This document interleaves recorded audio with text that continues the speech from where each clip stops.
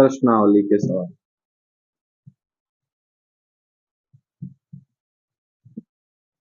तो उस बहुपद का सारा हम फॉर्मूला बता चुके थे, तो अब प्रश्नावली के सवाल हम लोग दो चार हल कर लेते हैं, जिससे आप जान लीजिएगा कि इसको कैसे हल किया जाएगा। हम लोग फिर से रिमाइंड कर लेते हैं क्या क्या हम लोग पढ़े थे। बहुपद परिभाषा, रेखीय बहुपद, द्विघात बहुपद, त्रिघात बहुपद, बहुपद के शून्यक, और रेखीय बहुपद के कितने शून्यक होते हैं, घात एक होती है तो शून्यकों की संख्या एक, द्विघात बहुपद की घात अधिकतम दो, शून्यकों की संख्या दो, त्रिघाती बहुपद की अधिकतम घात तीन, शून्यकों की संख्या तीन। ठीक है, हम लोग द्विघात बहुपद के बारे में ठीक से पढ़े थे। तो द्विघात बहुपद कितने शून्यक होते हैं, दो शून्यक होते हैं। और हम अगर दो शून्यक द्विघात बहुपद का सामान्य रूप ax square plus B X plus C, यही सामान्य रूप था ना द्विघात बहुपद का, इसका हम दो शून्य क्या मान लिए थे, अल्फा बीटा। क्या मान लिए थे, अल्फा बीटा। अगर इसके दो शून्यक अल्फा बीटा है तो इन दोनों शून्यकों में और बहुपद के गुणांकों में कितने गुणांक है इसके, दो ठो। एक तो एक्स स्क्वायर का गुणांक है, एक तो एक्स का गुणांक है। क्या संबंध होता है, शून्यकों का योग alpha plus beta equal to minus B upon A. हम सिद्ध करके भी देख लिए थे, अल्फा गुणे बीटा बराबर सी अपॉन ए, ये फॉर्मूला जाने थे। और दूसरा, अगर हमको दे दिया कि कोई बहुपद जिसके दो शून्यक दिए गए हैं अल्फा बीटा, तो ज्ञात करिए कि वो द्विघात बहुपद क्या होगा। तो उसके लिए हम क्या फॉर्मूला बताए थे, x square minus alpha plus beta x plus alpha beta is equal to zero, ये फॉर्मूला बताए थे ना। बस इन्हीं दोनों पे आपका ये प्रश्नावली का सवाल हल हो जाएगा। जिससे देखिए प्रश्नावली 2.2 का पहला सवाल आपका क्या कह रहा है कि निम्न द्विघात बहुपद के शून्य ज्ञात कीजिए। पहला हमको क्या याद करना है, शून्य। द्विघात बहुपद का शून्य ज्ञात करना है हमको। गणित का सबसे बड़ा टेक्निक ये होता है कि सवाल को पढ़ते जाइए, सवाल में जो पूछता है उसको लिखते जाइए, और जो पूछा है बस पिन पॉइंट उसी को निकालना है। पहले क्या लिखा है कि हमको शून्य ज्ञात करना है, फिर शून्यकों तथा गुणांकों के बीच के संबंध की सत्यता की जांच कीजिए। मतलब हमको ये दो शून्यक निकाल लेने हैं, फिर शून्यकों को जोड़ने पर देखते हैं माइनस बी अपॉन ए को सेटिस्फाई कर रहा है कि नहीं, फिर उन दोनों को गुणा करने को हम देखते हैं कि सी अपॉन ए को सेटिस्फाई कर रहा है कि नहीं। ये बी ए सी ये सब क्या है, बहुपद के द्विघात बहुपद के सामान्य रूप के गुणांक है। सी अचर राशि है, ए बी क्या है, एक्स स्क्वायर और एक्स के गुणांक है। चलिए पहला क्वेश्चन हम देख लेते हैं। पहला क्वेश्चन हम दिया है, अच्छा दो क्वेश्चन हम बताएंगे, बाय क्वेश्चन अपने मन से करेंगे। पहला क्वेश्चन है x square minus two x minus eight, ये दिया है ना। अब देखिए द्विघात बहुपद के शून्य निकालने का तरीका हम क्या बताए थे, मध्य पद को तोड़कर। मध्य पद को तोड़ना कक्षा 9 में आप सीखे हैं, फिर भी हम बता दे रहे हैं। उसमें किया क्या जाता है कि ये जो एक्स स्क्वायर होता है, एक्स स्क्वायर वाला टर्म होता है, और ये जो अचर राशि वाला टर्म होता है, इन दोनों को गुणा करिए चिन्ह के साथ। चिन्ह के साथ गुणा करते हैं, माइनस 8। ये ध्यान रखिएगा कि चिन्ह के साथ इसमें सब कुछ होगा। माइनस 8 का गुणा किसमें करते हैं, प्लस एक्स स्क्वायर में। ये तो क्या आ जाएगा, minus 8 x square, minus 8 x square ना। अब माइनस 8 एक्स स्क्वायर को दो भागों में इस तरह से तोड़िए कि उनको जोड़ने घटाने पर माइनस 2 एक्स आए और गुणा करने पे माइनस 8 एक्स स्क्वायर है। इस तरीके से तोड़ना है पहली बात। अब देखिए 8 का ऐसा कौन सा दो गुणा हम कर दें कि जोड़ने घटाने पर 2 आ जाए, मतलब 4 दूना 8, 4 दूना 8। अब यहाँ हम ये कैसे सोचेंगे कि 4 और 2 में कौन प्लस होगा कौन माइनस होगा, दोनों प्लस होगा कि दोनों माइनस होगा। अब ये देखिए कि हमको माइनस 2 लाना है, क्या लाना है, माइनस 2। और मेरे पास 4 है, मेरे पास 2 है। माइनस 2 कैसे आएगा, जब 4 बड़ा हो, माइनस 4 हो, और ये प्लस 2, ये माइनस 4 हो या प्लस 2 हो, तब नहीं माइनस 2x आएगा। और उसके बाद ये x लगा दीजिए और प्लस 2x। इस तरीके से अगर माइनस 2x को माइनस 4x प्लस 2x लिख देते हैं तो इस पे कोई प्रभाव भी नहीं पड़ेगा, क्योंकि घटाने पर तो माइनस 2x ही आ जाएगा ना, कोई प्रभाव नहीं पड़ेगा। लेकिन इन दोनों को अगर हम गुणा कर दें, माइनस 4x गुणे प्लस 2x को अगर हम गुणा कर दें तो क्या आ जाएगा, 4 दूना 8 एक्स स्क्वायर, माइनस का प्लस में गुणा होगा तो माइनस, यही राशि आ गई ना। अब समझ गए कि हमको क्या करना है, मध्य पद को तोड़ने के लिए अचर राशि वाले पद को एक्स स्क्वायर के गुणांक वाले पद में गुणा करते हैं, गुणा करके लिख लेते हैं। फिर सबसे बड़ा टेक्निक ये लगाइए कि ये जो अचर राशि लिखी है माइनस 8 या 8, इसको इस तरीके से गुणा करके तोड़ो कि ये 2 या जो भी बीच में दिया रहे, अभी 2-3 सवाल और हम बताएंगे। तो अब देखिए इसको तोड़िए, X square minus 4x plus 2x minus 8 बराबर 0। ठीक है, शून्य ज्ञात करना है ना, शून्य का मतलब ये जो शून्य कर दे, तो इसको शून्य कर दो, बहुपद को शून्य कर दो। अब देखो बच्चा, इसमें x को आप कॉमन ले लोगे तो x माइनस 4 आ जाएगा, प्लस इसमें क्या कॉमन दिख रहा है, 2 कॉमन दिख रहा है ना दोनों में, 2 x माइनस 2 चौका 8 बराबर 0। अब एक क्वेश्चन में क्या हो जाएगा बच्चा, x प्लस 2, दूसरे क्वेश्चन में क्या हो जाएगा x minus 4 is equal to 0। तो पहले एक बार x प्लस 2 बराबर 0 ले लो, एक बार x माइनस 4 बराबर 0 ले लो, एक बार इस क्वेश्चन को एक बार इस क्वेश्चन को। तो x प्लस 2 बराबर 0 यानी क्या आ गया, x बराबर माइनस 2, x माइनस 4 बराबर 0 यानी x बराबर प्लस 4। यानी मेरे हिसाब से दो शून्य क्या क्या आ गए, माइनस 2 और प्लस 4। अब शून्यकों और गुणांकों के बीच संबंधों की सत्यता की जांच करनी है। हम क्या जानते हैं, हम क्या जानते हैं कि हमारे पास अगर दो शून्यक हैं किसी द्विघात बहुपद के, दो शून्यक हैं, एक शून्यक अल्फा है दूसरा शून्यक बीटा है, तो उनका संबंध होता है alpha plus beta is equal to minus B upon A, जहां बी क्या है बच्चा, बी क्या है, एक्स का गुणांक है, बी क्या है, एक्स का गुणांक, और ए क्या है बच्चा, एक्स स्क्वायर का गुणांक। अच्छा, इस गुणांक को इंग्लिश में क्या कहते हैं, coefficient, coefficient of x square, ऊपर है कोफिशिएंट ऑफ एक्स। अच्छा देखिए, किसी द्विघात बहुपद के दो शून्यक अल्फा और बीटा, तो यहाँ अल्फा का मान क्या आ गया है और बीटा का मान क्या आ गया है, 4 मान लो। अब देखो क्या बायां पक्ष और दाहिना पक्ष बराबर आ रहा है, अब अल्फा को लिखो -2 प्लस बीटा को लिखो 4, ठीक बच्चा। फिर इधर माइनस बी का मान इसका इससे कंपेयर कराइए, सामान्य रूप से बी का मान क्या दिया है, एक्स का गुणांक, एक्स का गुणांक क्या है, -2, तो ये लिखो -2। ये तो सूत्र वाला तो माइनस रहेगा ही रहेगा, बी का मान -2 कोष्टक में रखेंगे अलग से, ये नहीं कि ये माइनस है तो माइनस यहां मान ही लेंगे कि माइनस पहले से है। चिन्हों का ख्याल रखिएगा अच्छे से, माइनस पहले से है, फिर बी का मान यहाँ का इन दोनों से कंपेयर करा के -2 रख दिए, फिर ए का मान क्या हो जाएगा, ए का मान एक्स स्क्वायर का गुणांक, यानी एक्स स्क्वायर का गुणांक यहाँ क्या है, ए, कुछ है ही नहीं। अब देखिए ये -2 प्लस 4 क्या हो जाएगा, ये +4 है, 4 में से -2 तो +2 ही आएगा ना। ये 4 रुपया आपका कमाई है, 2 रुपए कर्जा है, तो कमाई 2 रुपया बचेगा ना, यानी प्लस में बचेगा, कमाई को प्लस से डिनोट करते हैं। उसके बाद ये माइनस, कोष्टक के बाहर माइनस है, कोष्टक के अंदर माइनस है, माइनस माइनस पूरा करके क्या बन जाता है, प्लस, तो माइनस माइनस प्लस बन जाएगा, 2 बराबर 2, यानी बायां पक्ष दायां पक्ष के बराबर है। इसका मतलब ये फार्मूला सही है। एक बात याद रखिए, माइनस का गुणा माइनस में होगा तो प्लस बन जाएगा, प्लस का गुणा माइनस में होगा तो माइनस बन जाएगा, माइनस का गुणा प्लस में होगा तो माइनस बनेगा, प्लस का गुणा प्लस में होगा तो क्या बनेगा, प्लस ही रहेगा, ठीक है। यानी एक स्थिति जो माइनस का गुणा माइनस में होता है वो क्या बन जाता है, प्लस। चलिए अब इसके बाद दूसरा, इन दोनों का हम क्या सूत्र जानते थे, alpha beta is equal to c upon a. Alpha की जगह पे हमको क्या मालूम है, -2, अल्फा बीटा लिखा है, इसका मतलब बीच में किसका चिन्ह, गुणे का, बीटा का मान 4। चलिए, और सी का मान क्या दिया है, कंपेयर कराइए, क्या दिया है, -8, मारेंगे, बार बार बोले चिन्ह के साथ बोलिए। ई का मान क्या दिया है, 1 +1, वेरी गुड। फिर 4 का गुणा -2 में करेंगे तो क्या आ जाएगा, -8, 4 दूना 8, और ये माइनस चिन्ह लग जाएगा तो क्या हो जाएगा, -8, ये भी इधर -8 ही है।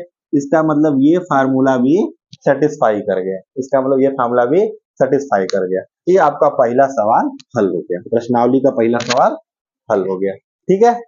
और देखिए उसके बाद अब आइए प्रश्नावली का इसी तरीके का बाकी। अच्छा देखिए तीसरा सवाल लिखा है, मिटा दे इसको, मिटा दे। चलिए तीसरा सवाल में हमको कुछ दिख रहा है, तीसरा सवाल लिखा है 6x square -3 -7x, 6x square -3 -7x, ये तीसरा सवाल। अब इसको आप देखेंगे कि सर जी ये तो ax square plus bx plus c के रूप का नहीं दिख रहा है, लेकिन इसको बनाइए, काहे नहीं दिख रहा है, 6x स्क्वायर, इस -7x को बीच में ला दीजिए, कोई दिक्कत थोड़ी ना है, इस -3 को स्क्वायर कर दीजिए, अब हो गया, अब हो गया इस रूप का ax square plus bx plus c, अब इस रूप का तो हो गया ना। तो अब इसको हल करिए, सबसे पहले क्या करेंगे, अचर राशि वाले टर्म का एक्स स्क्वायर वाले टर्म में गुणा करेंगे। तो चलो बच्चा, गुणा करने पे क्या आया, -3 गुणे 6x स्क्वायर, गुणा करने पे आ गया 36 18x स्क्वायर, ये प्लस है माइनस है तो क्या हो गया माइनस, तो ये -18x स्क्वायर हो गया।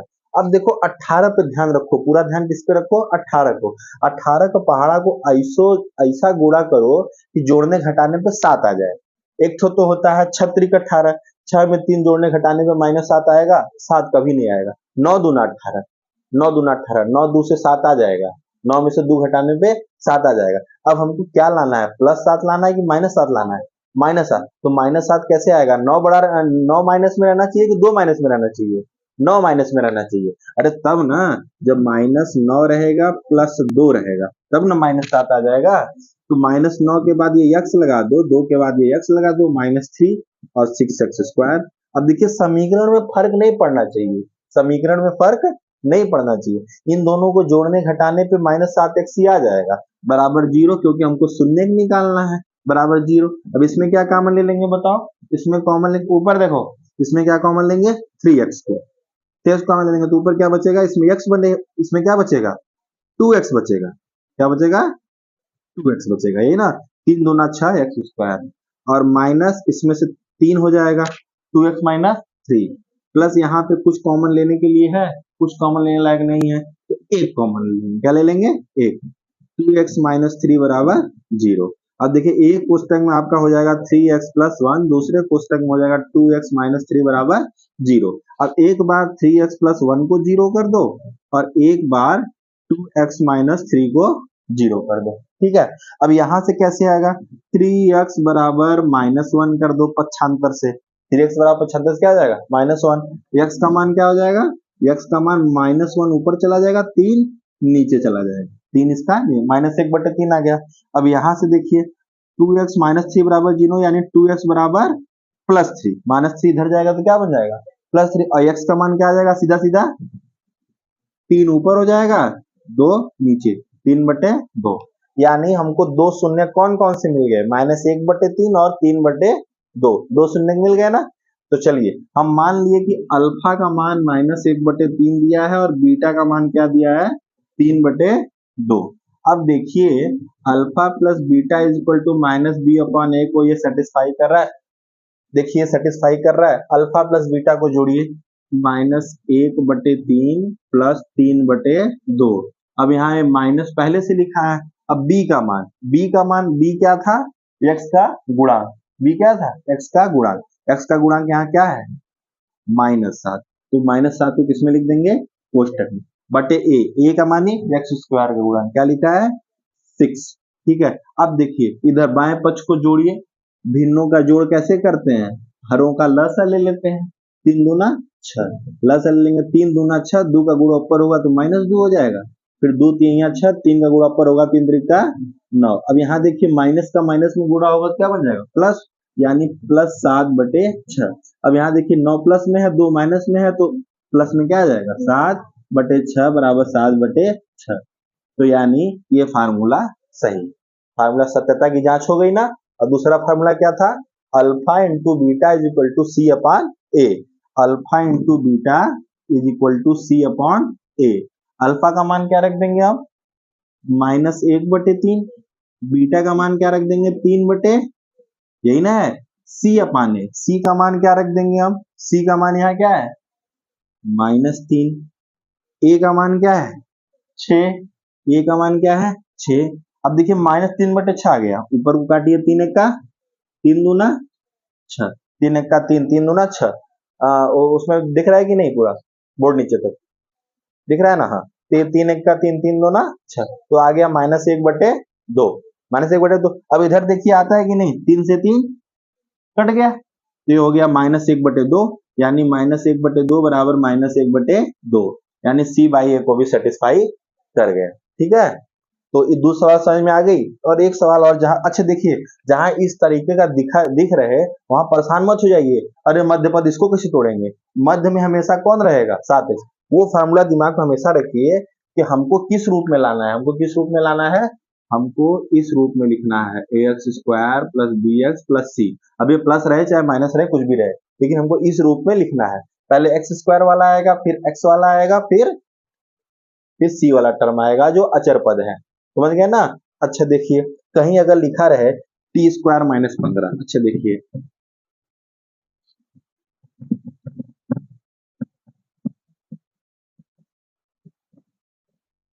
कहीं लिखा रहे अगर टी स्क्वायर माइनस 15, अभी बताइए द्विघात समीकरण है कि नहीं है? द्विघात समीकरण है। क्यों? क्योंकि इसमें चर राशि का अधिकतम घात 2 है। लेकिन आप सोचेंगे ये तो इस तरह का दिख ही नहीं रहा है, द्विघात समीकरण तो ऐसा होता है x square plus B X plus C. X square वाला टर्म तो दिख रहा है लेकिन एक्स वाला नहीं दिख रहा है, इसका मतलब नहीं दिया है, इसका मतलब ये क्या है? जीरो है। ये क्या है? जीरो है। तो यहाँ पे हम मान लेंगे ये, इसको क्या मान लेंगे? जीरो मान लेंगे। अब अभी बताइए इसको कैसे आप निकालिएगा? हाँ, इसको कैसे निकालिएगा? देखिए टी स्क्वायर बराबर 15, टी स्क्वायर बराबर क्या आ जाएगा? 15। तो टी बराबर क्या आ जाएगा? करड़ी में 15। टी बराबर क्या आ जाएगा? करड़ी में 15। अच्छा, जब ये स्क्वायर हटता है तो दूसरे तरफ क्या लग जाता है? करड़ी लग जाता है, अंडर रूट लग जाता है। ठीक है, अब देखिए इसको सीधा करेंगे, टी स्क्वायर बराबर 15, ये माइनस को उधर उड़ा लेंगे तो 15 हो जाएगा। और ये करड़ी हमेशा क्या होती है? प्लस माइनस में होती है। करड़ी हमेशा किस में होती है? प्लस माइनस में होती है। यानी हमारा एक टी का मान √15 मिला और दूसरा टी का मान √-15 मिला, √-15 मिला। यानी एक अल्फा का मान क्या आ गया? करड़ी में 15, और बीटा का मान क्या आ गया? माइनस करड़ी में 15। अब देखिए एक फार्मूला हम जानते हैं, alpha plus beta equal to minus b upon a. Alpha के जगह पे क्या लिखा है? प्लस करड़ी में 15, बीटा की जगह पे माइनस करड़ी में 15, और फिर माइनस बी। बी का मान यहाँ पे क्या है? बी का मान, बी तो यक्स का गुणांक है ना, यक्स इसमें है ही नहीं है, तो बी का मान क्या हो जाएगा? जीरो। जब यक्स है ही नहीं तो बी का मान तो जीरो ना हो जाएगा। जीरो बटे ए का मान क्या दिया? ए का मान 1 दिया है, तो इधर हो जाएगा करड़ी में प्लस माइनस कैंसिल हो गया जीरो, और जीरो बटा 1 का जीरो। अच्छा, एक बात याद रखिए, जब जीरो ऊपर रहेगा तो राशि जीरो आएगी, वैल्यू जीरो, लेकिन जब ये जीरो नीचे हो जाएगा तो क्या आ जाएगा? अनंत आ जाता है, इनफाइनाइट आ जाता है। अब देखिए इस पे अल्फा प्लस बीटा पे तो सेटिस्फाई कर गया। अल्फा इंटू बीटा पे देखते हैं, alpha into beta, alpha into beta का मान क्या है? सी बाई ए। अल्फा का मान दिया है करड़ी में 15, गुड़े बीटा का मान क्या दिया है? माइनस करड़ी में 15, माइनस करड़ी में 15। सी का मान क्या दिया है? -15, सी का मान -15 बटे ए का मान, ए का मान 1। अच्छा, ए का मान 1। अब देखिए जब करड़ी में करड़ी का गुणा होता है तो करड़ी हट जाती है, ये आपको 9 में सिखाया गया था ना, जब करड़ी में करड़ी का गुणा होता है तो स्क्वायर हो जाता है, तो करड़ी हट जाती है। उसका फंडा क्या है? जैसे हम आपको बताया था ना कि अगर करड़ी में 2 लिखा है तो इसको जब करड़ी हटाएंगे तो हम 2 की घाते 1/2 लिख देते हैं। लिख देते हैं कि नहीं लिख देते हैं? अब यहाँ देखिए ये प्लस है, ये माइनस है, तो पहले प्लस माइनस का गुणा होगा तो माइनस हो जाएगा कि नहीं हो जाएगा? फिर देखिए करड़ी में 15, करड़ी में 15, करड़ी में 15 का क्या हो गया? स्क्वायर हो गया, करड़ी में 15 का स्क्वायर हो गया, और बराबर यहाँ -15 आया, बराबर यहाँ -15 तो आ चुका है। अब देखिए माइनस बाहर पहले से लगा हुआ है, फिर इस करड़ी में 15 को हम 15 की घाते 1/2 लिख सकते हैं ना, और कुल की घाते 2 हमको दिया ही है, बराबर -15। अब देखिए हम बताए थे ना a की पावर m की पावर n को mn कर सकते हैं, मतलब इन दोनों का जब गुणा होगा तो 2 से 2 कट जाएगा, तो आ जाएगा -15 बराबर -15, लेफ्ट हैंड साइड बराबर राइट हैंड साइड। समझ में आ गया ना कैसे हम सत्यता की जांच करेंगे? ठीक है। अच्छा, अब बाकी के 3 सवाल आप अपने मन से लगाएंगे। और दूसरा सवाल बहुत आसान सा दिया है कि इस सवाल उतर गई है। चलिए, अब दूसरा सवाल दिया है कि एक द्विघात बहुपद ज्ञात कीजिए जिसके शून्यकों का योग तथा गुणनफल क्रमशः दी गई संख्याएं हैं। मतलब हमको शून्यकों का योग दिया गया है और गुणनफल दिया गया है, तो हमको द्विघात बहुपद ज्ञात करना है। चलिए देखते हैं कैसे ज्ञात होगा। प्रश्नावली की दूसरी सवाल। अच्छा, जो सवाल 2-3 बची है वो आप करिएगा, नहीं आएगा तो आप पूछिएगा, वैसे हमको नहीं लगता है कि अब नहीं आएगा। दूसरा देखिए हमको दिया है कि एक द्विघात बहुपद दिया कि जिसके शून्यकों का योग, मान लीजिए कि द्विघात बहुपद के शून्य क्या है? अल्फा और बीटा। मान लिए लिख देंगे ऐसे, माना, परीक्षा में लिखिएगा सब कुछ, अपने मन से अल्फा बीटा लिख करके आगे मत बढ़ जाइएगा। परीक्षा में आंसर काफी ऐसा लिखा करिए कि जैसे एग्जामिनर को कुछ नहीं मालूम है, उसको हम सब पढ़ा रहे हैं, हमको जो आ रहा है हम एग्जामिनर को पढ़ा रहे हैं। कैसे पढ़ाते? कि माना, इस तरीके से लिखिएगा, माना द्विघात बहुपद के शून्यक, माना द्विघात बहुपद के शून्यक अल्फा बीटा हैं। ठीक है, ऐसे लिख देंगे हम परीक्षा में। फिर लिखेंगे दिया है, फिर क्या लिखेंगे, दिया है alpha plus beta is equal to 1/4 और alpha into beta is equal to -1, क्योंकि गुणनफल 1/4 दिया है, अरे -1 दिया है और योग क्या दिया है 1/4। तो हमको क्या ज्ञात करना है, द्विघात बहुपद। अच्छा, दिया है ये तो आपको दिया गया है, और ज्ञात करना है, क्या ज्ञात करना है, ज्ञात करना है, ज्ञात करना है के सामने लिख दीजिएगा द्विघात बहुपद। ज्ञात करने के सामने क्या लिख देंगे, द्विघात बहुपद। ये तो देखिए सवाल में इतना आपको मालूम है, गणित के सवाल को आंसर कॉपी में लिखने का तकनीक सीखिए कि नंबर कैसे हमको पूरा में पूरा पाना है। तो लिख देंगे कि सब जैसे जो भी दिया है, माना द्विघात बहुपद के शून्यक अल्फा बीटा है, फिर दिया है अल्फा प्लस बीटा का योग दिया है, अल्फा बीटा का गुणनफल दिया है, फिर हमको क्या ज्ञात करना है, द्विघात बहुपद। और हम क्या जानते हैं, हम क्या जानते हैं, हम जानते हैं, हम लिखेंगे हम जानते हैं द्विघात बहुपद, द्विघात बहुपद जिसके शून्यक अल्फा बीटा हो, कौन सा, कैसे लिखा जाता है, x square minus alpha plus beta x, alpha beta is equal to 0। ये हम जानते हैं कि नहीं जानते, आपको याद कराए थे ना, सिद्ध करके भी दिखाए थे। अब आपको कुछ नहीं करना, अल्फा प्लस बीटा का मान यहाँ दिया गया, अल्फा बीटा का मान -1, एक्स स्क्वायर ज्यों करते हैं उतार दीजिए, माइनस अल्फा प्लस बीटा की जगह पे 1/4 लिख दीजिए, एक्स प्लस अल्फा बीटा की जगह पे जब ये कोष्टक में आप क्या लिखेंगे, -1 बराबर 0। अब देखिए फिर एक्स स्क्वायर माइनस 1/4 एक्स और प्लस माइनस का गुणा होकर -1 बराबर 0, आपकी सवाल हल हो गई। जब एग्जाम में आप ऐसे लिखेंगे तब आपको फुल में फुल नंबर मिलेगा, समझ गए। और देखिए इसी तरीके से दूसरा सवाल, दूसरा सवाल क्या दिया है, इसको मिटा दूं, इसको मिटा देते हैं। दूसरा सवाल दिया है अल्फा प्लस बीटा का मान दिया गया है करड़ी में 2, अल्फा प्लस बीटा का मान क्या दिया है करड़ी में 2, और अल्फा बीटा का मान दिया है 1/3। अल्फा बीटा का मान क्या दिया गया है 1/3। हमको क्या ज्ञात करना है, द्विघात बहुपद। द्विघात बहुपद कैसे ज्ञात करते हैं, x square minus alpha plus beta x minus alpha beta is equal to 0। ठीक है, अल्फा प्लस बीटा का हमको क्या मान मालूम है, √2, अल्फा बीटा का मान क्या होगा 1/3, और x square minus alpha plus beta का मान √2x माइनस अल्फा बीटा का मान 1/3 बराबर 0। ऐसे सिंपल लिख दीजिए, ठीक है। और इसको एक तरीके से लिख सकते हैं, 3 को जब ले लेंगे एलसीएम ले लेंगे 3 को, तो 3x स्क्वायर माइनस 3 का गुणा यहाँ होगा 3 करड़ी में 2x, एक का तो एक ही रहेगा, और 3 सबके नीचे आ जाएगा। जब 3 सबके नीचे आ जाएगा 3 का 0 में गुणा होगा तो जब 0 हो जाएगा, मतलब बटे लिखने की हमको जरूरत नहीं है। इसको इस रूप में भी लिख, अच्छा ये कैसे आया पता है, कैसे आया, ये कैसे आया, यहाँ से यहाँ, क्योंकि 3 का हम सबका एलसीएम ले लिए, जब एलसीएम लिए तो इसके बटे कुछ नहीं है, तो 1 3 या 3 3 ऊपर जाएगा 3x स्क्वायर हो जाएगा, इसके भी बटे 1 है, कुछ नहीं है, तो 1 3 या 3 3 का ऊपर गुणा होगा 3 कड़ी में 2x हो जाएगा, और ये -3 1 का 3 1 का 1 ही रहेगा, और जब 3 जब नीचे आएगा तो 3 का तिर्यक गुणा होकर 3 हो जाएगा 0। ये समझ में आ गया, प्रश्नावली के सारे सवाल हल हो जाएंगे। अब तो हम बहुपद कंप्लीट समझे, कंप्लीट समझे ना मेरी तरफ से।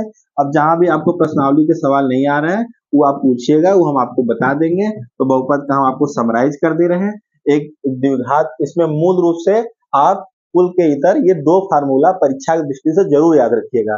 कौन कौन से याद रखिएगा, पहला द्विघात बहुपद अगर ax square plus bx plus c बराबर 0 दिया है, जिसके मूल अल्फा और बीटा है, तो alpha plus beta is equal to -b upon a होगा, alpha beta is equal to c upon a होगा। अगर हमको दिया है कि द्विघात बहुपद के मूलों का योग, द्विघात मूलों का योग मतलब अल्फा प्लस बीटा दिया है और उनका गुणनफल अल्फा बीटा दिया है, तब द्विघात बहुपद हम कैसे ज्ञात करेंगे, X square minus alpha plus beta कोष्टक में X plus alpha beta is equal to 0। समझ गए ना, चलिए ठीक है, ये प्रश्नावली आपकी आज खत्म।